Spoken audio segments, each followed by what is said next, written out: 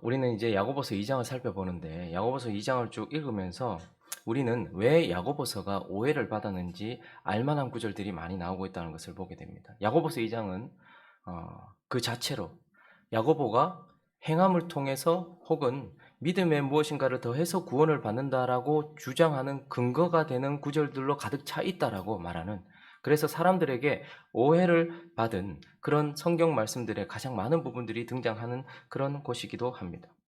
한 절만 살펴봐도 14절 한번 보시겠습니까?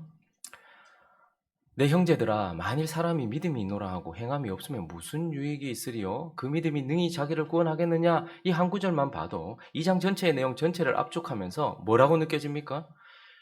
믿음이 능히 자기를 구원하겠느냐? 그러니까 지금 야고보는 믿음으로 구원받는다라는 것을 부인하고 있는 것이 아니냐? 혹은 사람이 믿음이 있노라 하고 행함이 없으면 무슨 유익이 있느냐라고 말하면서 야고보는 오직 믿음으로만 구원받는다라고 하는 이 이신칭의를 배신했다. 믿음에다가 플러스 알파가 있어야 된다.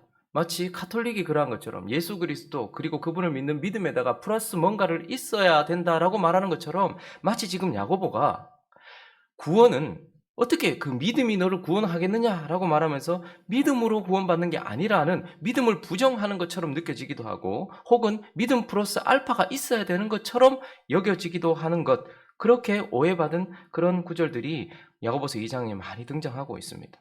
그러나 우리가 앞으로도 살펴보겠지만 야고보는 지금 믿음이 아니라 행함으로 구원받는다라고 말하는 것이 아닙니다. 야고보는 지금 믿음으로 구원받지 못한다, 행함으로 구원받는다라고 말하거나 그래 믿음으로 구원받지, 그런데 믿음의 플러스 알파가 되어야 된다라고 말하는 것이 아니고 14절을 다시 보시면요, 믿음으로 능히 구원받겠느냐라는 것이 아니라 앞에 셋째 줄에 뭐라고 말합니까? 어떤 믿음? 그 믿음이라고 말해요. 그러니까 야고보가 인정하고 있는 것은 우리는 모두 다 믿음으로 구원받는다라는 거예요. 그런데 자, 모두 다 믿음으로 구원받는다고 하는데 네가 말하는 믿음과 내가 말하는 믿음, 네가 말하는 그 믿음이 너를 구원하겠느냐라는 것이고, 야고보는 지금 무슨 말을 하고 싶을까요? 행함으로 구원을 받는다든지 아니면 믿음 플러스 무엇인가로 구원받는 게 아니라 나는 오직 믿음으로 구원받는데 내가 말하는 그 믿음, 그러니까 지금 그는 살아있는 믿음을 말하고 싶은 것이고 정말 우리에게 구원을 가져다주는 구원받는 믿음이 무엇인가를 말해주기 위하여서 이 장을 기록했다라는 것입니다. 그러므로 우리는 오늘 이 야고보서를 통하여서 살아있는 믿음이 무엇인지, 정말 우리를 구원하는 믿음이 무엇인지, 야고보가 말하고 싶어하는 믿음이 무엇인지 몇 가지 교훈을 살펴보려고 합니다. 그 첫 번째는요, 살아있는 믿음이란 사람을 배제하지 않는다라는 것입니다. 우리 1절 말씀을 다시 한번 읽어볼까요? 1절 말씀 시작.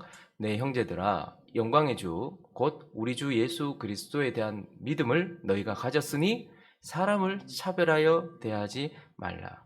여러분, 우리는 믿음하면 마치 하나님께만 보여지고 하나님을 향해서만, 하나님만 사랑하는 것을 믿음이라고 오해하고 착각하기도 합니다. 그래서 믿음은 하나님을 향한 것이지, 그리고 하나님만 보이시는 것이지, 하나님에게만 드리는 것이지라고 생각을 합니다. 그래서 믿음이 좋다, 교회에서 저 사람 믿음 좋다라고 할 때 우리는 흔히들 사람과 상관이 없거나 사람을 떠나 있거나 그런 상황 가운데서 하나님께만 예배하고 하나님께만 기도하고 하나님께만 찬양하고 하나님께만 헌신하고 교회에만 오랫동안 머물러 있는 그런 사람들을 보고 우리는 저 사람 참 믿음 좋다 이렇게 말할 때가 많다라는 것이죠. 그러나 야고보가 말하는 살아있는 믿음, 우리를 구원하는 믿음은 사람 앞에서의 삶을 배제하거나 사람을 향한 사랑을 배제하지 않는다라고 말하고 있는 것입니다. 오히려 야고보는 지금 뭐라고 말했습니까? 1절을 보니까 너희가 우리 주 예수 그리스도에 대한 뭐를 가졌은즉? 믿음을 가졌으니까 어떻게 하라는 거예요? 사람 앞에서 보여져야 되고 사람을 사랑해야 된다라고 말하면서 야고보가 지금 말하고 있는 가난한 사람이란, 우리가 사랑해야 되는, 우리가 인정해야 되는 가난한 사람이란 결국 가난하신 분으로서 우리를 부욕해 하셨던 예수 그리스도를 어떻게 대했느냐를 보여주는 척도요, 지금도 그 예수를 우리가 어떻게 대하고 있는가를 보여주는 척도라는 말입니다. 그리고 또한 8절과 9절을 한번 볼까요? 너희가 만일 성경에 기록된 대로 내 이웃 사랑하기를 내 몸과 같이 하라 하신 최고의 법을 지키면 잘하는 것이거니와. 자, 이웃을 사랑해라 라는 것이 최고의 법이다 지금 야고보는 말하고 있어요. 그러면 하나님 사랑은 제쳐둔 채 이웃을 사랑하는 것이 최고의 법이란 말인가? 그래서 9절을 보니까요. 만일 너희가 사람을 차별하면 죄를 짓는 것이다. 이렇게 말하고 있어요. 그러니 야고보에게 있어서 가난한 사람이란 가난하셨던 예수 그리스도를 어떻게 대했느냐 그리고 어떻게 대우하고 있느냐의 척도이기도 하고 이웃을 사랑한다라는 것은 하나님을 사랑하고 있느냐 있지 않느냐를 보여주는 척도이기도 합니다. 그래서 그는 이것을 최고의 법이라고 말했는데 왜 이웃 사랑을 최고의 법이라고 말할까요? 마태복음 22장으로 가볼까요? 선생님, 율법 중에서 어느 계명이 큽니까? 라고 율법사가 물었습니다. 자, 그때 예수께서 이르시되 내 마음을 다하고 목숨을 다하고 뜻을 다하여 주 너의 하나님을 뭐라고요? 사랑하라. 이것이 제일 크고 첫째 되는 계명이에요. 그래서 38절에 보니까 이것이 크고 첫째 되는 계명이다. 그래서 우리는 믿음하면 내 하나님을 내 목숨 다해서 사랑하는 것, 하나님을 향한 것 이것만 생각을 해요. 그런데 39절을 볼까요? 바르게 읽어야 됩니다. 둘째도 그와 같으니 그러니까 앞에 말했던 것과 똑같은 농도, 똑같은 것이라고 말하면서 내 이웃을 내 자신과 같이 사랑하라 하셨으니 이 두 계명이 온 율법과 선지자의 강령이니라. 그러니까 여러분 제가 앞에 있는 집사님에게 동전을 줬어요. 그러면 그 동전을 받은 집사님은 동전을 받았다고 하면 내 눈에는 앞면만 보이더라도 뒷면이 있습니까? 없습니까? 분명히 있는 거예요. 뒷면만 보이더라도 분명히 앞면이 있는 거예요. 마찬가지로 최고의 율법이란 뭐라는 거예요? 하나님을 목숨을 다해 사랑하는 것이에요. 그런데 동시에 이와 같으니 그와 똑같은 농도로 이웃도 사랑하고 있는 뒷면이 있어야 된다는 거예요. 그러니까 이것을 최고의 법이다. 이웃 사랑하는 것을 야고보가 최고의 법이다 말하는 것을 하나님을 배제한 것이 아닙니다. 하나님을 사랑하고 있는 것이 고스란히 이웃 사랑으로 드러나는 것. 그래서 하나님 사랑과 이웃 사랑은 뗄래야 뗄 수 없는 것이고 두 가지가 함께 있는 것이고 그래서 네가 이웃을 사랑한다라는 것은 하나님을 사랑한다라는 크고 첫째 되는 계명을 지키고 있다라는 척도라는 것이죠. 그러니까 야고보가 지금 말하고 싶은 것은 믿음이 있다고 말하는데 교회에서 하루 종일 살고 늘 하나님 찬양하고 예배하고 기도하는 것 같은데 이웃에게는 함부로 하고 있는 그 사람이 나는 믿음이 있어요. 나는 살아있는 믿음이 있어요. 라고 말하는 사람에게 뭐라는 거예요? 그 믿음이 너를 능히 구원하겠느냐.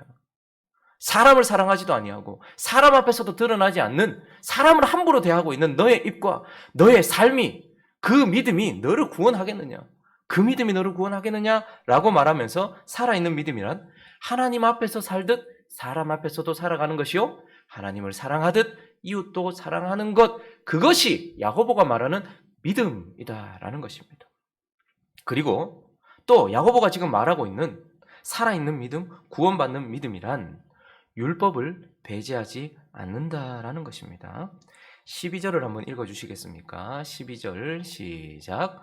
너희는 자유의 율법대로 심판받을 자처럼 말도 하고 행하기도 하고. 율법대로 심판받을 자처럼 그러니까 나를 심판하는 근거가 뭐라고 지금 말하고 있는 거예요? 율법이라고 말하고 있는 것입니다.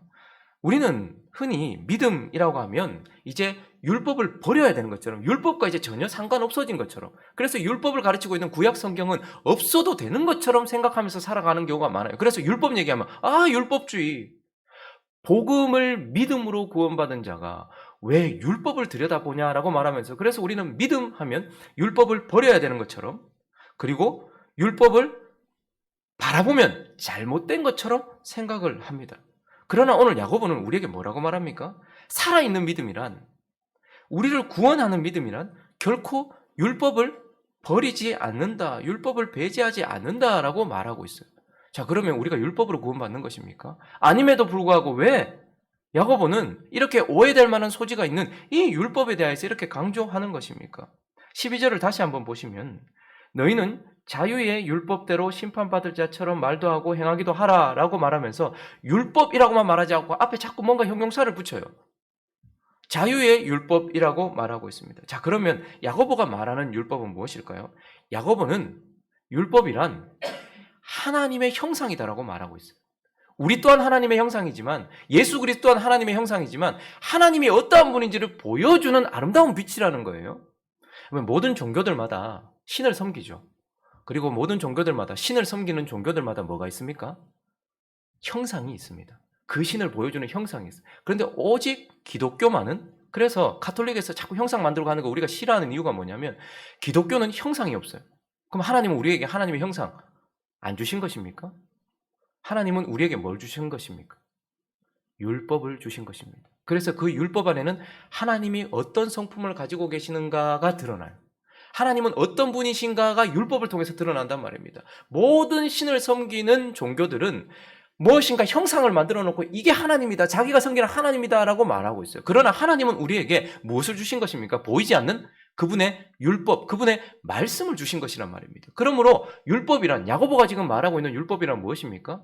하나님을 보여주는, 하나님의 성품을 보여주는 아름다운 빛이요, 하나님의 뜻을 보여주는 아름다운 빛이다, 하나님이 무엇을 기뻐하시는지를 가르쳐주는 그분의 형상이다라고 말하고 있는 것입니다. 그러나 더 중요한 것은 율법이란 또 무엇입니까? 야고보가 말하는 율법, 우리가 살펴보았는데 야고보서 1장 25절에 이렇게 말하고 있죠. 똑같은 말씀이긴 하지만 뭐 하는 율법? 자유롭게 하는 온전한 율법. 그러니까 율법이란 무엇이라는 거예요? 우리를 자유롭게 하는 거라는 거예요. 율법은 사람을 자유롭게 하는 것이 아니고 구원받은 자를 자유롭게 하는 율법이라는 것입니다.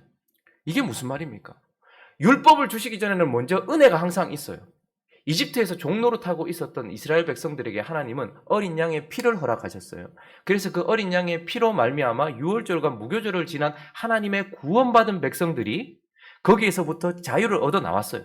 그리고 나서 하나님은 그냥 나오게 하신 것이 아니라 어디로 인도하셨습니까? 굳이 일로 가면 될 걸 밑으로 내려가면서 시내 산으로 인도하셨단 말입니다. 그래서 거기서 무엇을 주십니까? 율법을 주셨어요. 그래서 출애굽기 3장에 보면요, 처음부터 하나님은 이스라엘 백성들을 출애굽하는 게 목적이 아니라 시내 산이 목적이었어요. 모세에게 이렇게 말씀하셨습니다. 하나님이 이르시되 내가 반드시 너와 함께 있으리라. 네가 그 백성을 애굽에서 인도하여 낸 후에 너희가 뭐라고요? 이 산에서 하나님을 섬기리니 이것이 내가 너를 보낸 증거다. 그러니까 모세를 통하여서 출애굽할 때에 하나님의 처음부터의 목적은 무엇이냐면 유월절을 지나서 시내산에서 율법을 주는 게 목적이었어요. 왜요? 이제 이집트로 벗어난 정말 은혜를 입은 백성들, 죄와 사망 권세로부터 벗어난 그들이 진짜 자유를 누리기 위해서는 어떻게 해야 된다는 거예요? 율법을 따라 살 때에 진짜 인간으로서의 자유가 주어진다라는 것입니다. 그러므로 야고보가 말하는 율법이란 은혜를 받은, 모든 사람들을 자유롭게 하는 것이 아니라 구원받은 자, 어린 양의 피로 구원받은 자들이 진짜 자유를 누리며 살 수 있도록 길을 제시해주는 아름다운 빛, 그것이 바로 율법이라는 것이고, 다시 한번 그 구절을 보시면, 방금 전 그 구절, 그 전요, 죄송합니다. 1장 25절, 자유롭게 하는 또 무슨 율법요? 온전한 율법. 그러니 또 율법은 무엇이라는 거예요? 구원받은 자가 자유를 누리면서 살 수 있도록 하는 법이기도 하지만 구원받은 자가 지향해야 될 목표가 무엇인지도 보여주는, 그래서 율법에는요, 제사법도 있고 하나님 나라의 백성으로서의 시민법도 있고 도덕법도 있어요. 그렇지만 예수 그리스도로 말미암아 이 시민법과 이 제사법이 모두 완성되었지만, 그러나 여전히 구약 성경과 율법은 뭐라는 거예요? 하나님이 어떠한 분인지를 보여주는 우리에게 꼭 필요한 빛이요, 우리가 정말 자유롭게 살기 위하여서, 이제 나는 믿음으로 구원받았기 때문에 내 마음속에 성령이 나를 인도해. 성령은 늘 율법과 말씀을 통해서 우리를 인도하고 있는데, 자기 하고 싶은 대로 하면서 율법을 들여다보는 건 율법주의야, 율법을 들여다보는 건 잘못된 거야 라고 말하는 것이 아니라, 우리는 진짜 자유를 누리기 위하여서 자유를 주시는 법인 율법을 들여다보면서, 그리고 하나님이 무엇을 기뻐하시는지, 내가 어떤 모습이 되기를 원하시는지 보여주시는 예수 그리스도와 함께 그분을 가장 잘 비춰주었던 율법, 구약의 율법을 통해서 내가 온전해지는 것이 무엇인지를 가르쳐주는 그 율법을 가지고서 그것을 보면서 나아가는 것이 믿음이다라고 말하면서, 결국 야고보가 말하고 싶은 믿음, 우리를 구원하는 믿음, 살아있는 믿음이란 이러한 하나님을 보여주고 하나님의 뜻을 계시해주고 우리에게 자유를 가져다주며 우리가 어떠한 모습이면 하나님께서 가장 기뻐하신지를 보여주는 율법을 가지고서 그것을 바라보는 믿음, 그게 살아있는 믿음이요, 구원하는 믿음이 아니냐라고 우리에게 말하고 있는 것입니다. 그리고 마지막 한 가지, 오늘 2장을 통해서 야고보가 말하는 살아있는 믿음, 우리를 구원하는 믿음은 바로 행함을 배제하지 않는다라는 것입니다. 자, 14절 다시 한번 읽어볼까요? 14절 시작. 내 형제들아, 만일 사람이 믿음이 있노라 하고 행함이 없으면 무슨 유익이 있으리요? 그 믿음이 능히 자기를 구원하겠느냐라고 말하면서 그가 지금 행함에 대해서 강조하는 것 같아요. 그러나 우리가 믿음하면 믿음은 바라보기만 하는 것이고 하나님만 하는 것이다라고 오해하고 착각을 해요. 그러므로 믿음이란 행함을 배제한 개념이거나 행함과 반대되는 개념인 것처럼 생각을 하면서 행함을 다 빼야 된다라고 생각을 해요. 그래서 뭔가를 행하려고 하는 것은 너 자꾸 자기 의를 세우려고 하는 거지 아무것도 하지 마. 하나님만 바라봐. 뭐 이런 식으로 말하는 것이 믿음인 것처럼 생각을 하는 거예요. 행함이 들어가면 마치 위험한 것처럼 행함이 들어가면 그것이 믿음이 아닌 것처럼 행함이 들어가면 믿음을 배신한 것처럼 말한단 말입니다. 그러나 오늘 본문 말씀을 통해서 우리는 무엇을 깨닫게 됩니까? 살아있는 믿음이란 행함을 배제하는 것이 아니다라는 것을 우리는 보게 됩니다. 자, 그러면 야고보가 지금 오해의 소지가 다분히 있음에도 불구하고 이 행함을 강조하고 있는데 야고보가 말하고 있는 행함이란 결국 무엇입니까? 14절을 다시 보시면 야고보는 지금 네 안에 믿음이 있다면 뭐가 나타난다는 거예요. 당연히 행함이 나타난다는 거예요. 그러니까 여기서 말하는 행함이란 구원을 가져다 주는 것이거나 믿음 플러스 알파가 아니라 믿음이 있다는 것을 보여주는 증거라는 거예요. 네가 진짜 믿음이 있으면 그 믿음이 행함이라는 것을 통해서 그것이 믿음이 저 사람 안에 믿음이 있구나라는 것이 드러나는 증거라는 말입니다. 18절도 보십시오. 어떤 사람은 말하기를 너는 믿음이 있고 나는 행함이 있으니 행함이 없는 네 믿음을 내게 보이라. 나는 행함으로 내 믿음을 내게 보이리라. 자, 행함이 뭘 보여준다는 거예요? 행함 자체가 구원을 보여준다든지 행함 자체를 보여주는 것이 아니라 나는 행함으로써 뭘 보인다는 거예요? 내 믿음을 보인다는 거예요. 그러니까 야고보가 말하고 싶은 행함이란 믿음이 있다는 것을 보여주는 증거라는 말입니다. 또 한편 야고보가 말하고 있는 행함이라는 것은 17절을 볼까요? 이와 같이 행함이 없는 믿음은 그 자체가 어떤 거라는 거예요? 죽은 것이니라. 그러니까 행함이란 결국 무엇입니까? 믿음이 있다는 것을 보여주기도 하지만 믿음이 잠깐 주어지고 말았던 것이 아니라 아직까지 내 안에 살아있다라는 것을 보여주는 증거라는 말입니다. 일시적인 믿음이 있거든요. 현세적인 믿음이 있단 말입니다. 잠깐 우리 안에 믿음이 있는 것 같이 보이는데 어느 순간 보니까 그 믿음이 사라진 그런 돌짝밭과 같고 가시밭과 같은 그런 마음 상태에 있는 그런 믿음이 있더라는 거예요. 그런데 지금 야고보는 우리를 구원하는 믿음은 일시적이고 현세적인 믿음이 아니다는 거예요. 그래서 행함이라는 것은 결국 지금 믿음이 살아있다는 것을 보여준다는 거죠. 26절 마무리하면서 이렇게도 말하죠. 2장을 마무리하면서도 영혼 없는 몸이 죽은 것 같이 야 몸을 보니까 다 몸 있으면 다 살아있는 것이냐? 근데 그 몸 안에 영혼이 없으면 죽은 건 아니냐? 마치 행함이 없는 믿음은 죽은 것이니라. 그러니까 행함이라는 것은 구원을 가져다 주는 것이 아니고 믿음 플러스 알파가 아니라 믿음이 살아있다라는 것을 보여주는 증거다라는 말입니다. 그리고 야고보가 말하는 행함이란 결국 21절도 한번 가볼까요? 우리 조상 아브라함이 그 아들 이삭을 제단에 바칠 때에 행함으로 의롭다 하심을 받은 것이 아니냐? 22절도요. 내가 보거니와 믿음이 그의 행함과 함께 일하고 행함으로 믿음이 온전하게 되었느니라. 이 말은 행함이 있어야지만 믿음이 온전하다는 말이 아니라 행함이 결국 무엇이라는 겁니까?